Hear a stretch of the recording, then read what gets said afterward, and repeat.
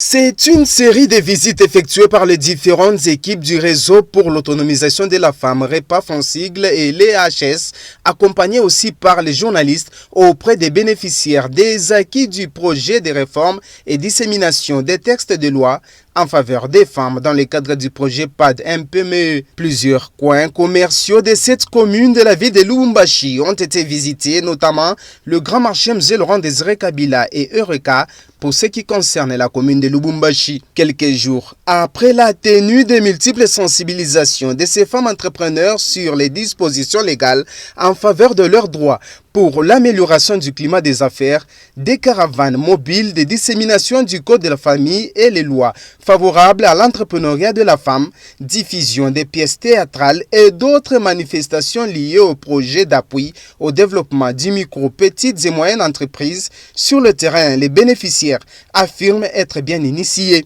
Nous sommes beaucoup plus intéressés à la femme, de lui dire combien elle est capable de beaucoup de choses et de lui laisser entendre qu'elle n'était pas vraiment une chose, mais elle a de la valeur comme un être humain.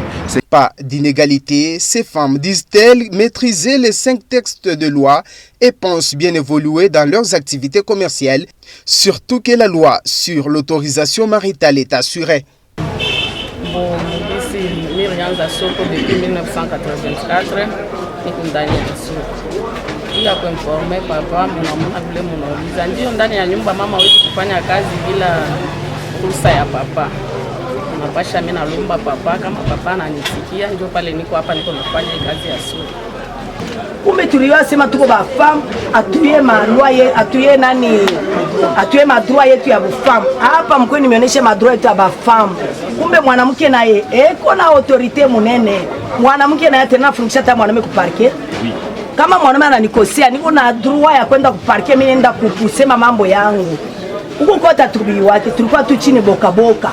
Dans l'après-midi du même mardi 18 juillet 2023, une conférence de presse a été organisée dans la salle du centre pastoral sur Kasavubu, ce après cette série de visites dans les différents marchés.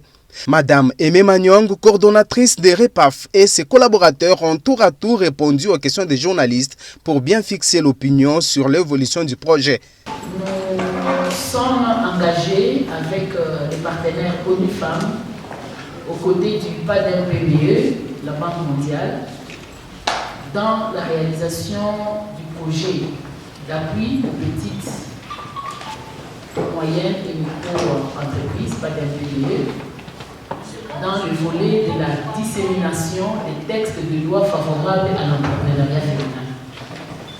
À noter que 39 000 est le nombre de personnes touchées par ce projet lors des différentes caravanes organisées. 848 femmes et plus de 300 jeunes touchés directement sur l'amélioration du climat des affaires. Aussi, 169 personnes vivant avec handicap, cette fois-ci sur leur écriture braille. La digitalisation et médiatisation du projet pour plus de réussite est importante, souligne Madame Aimé Manyong à l'issue de cette conférence de presse.